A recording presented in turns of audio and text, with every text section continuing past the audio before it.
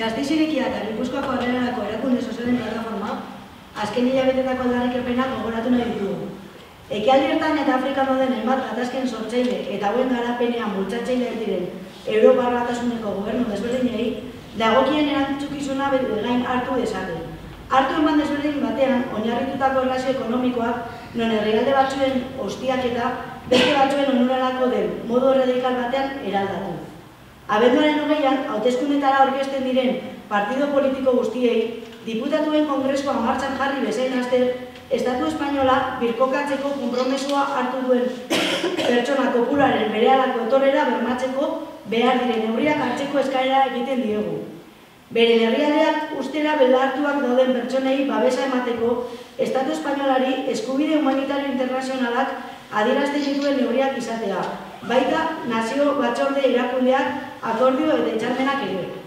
Estatu Espainolari NATOko bere aliatuei, bai Siria, bai beste herrialdetan burutzen ari dituzten gudak, bertan bera geratzeko eskaera egitea, modu formal eta publiko batean.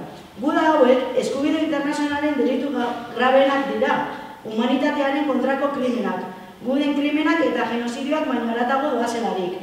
Era berean, Siriako gudan, inplikatuak dauden bere NATOko aliatuei eskaintzen hariko liteken laguntza logistikoa bertan bera ustea.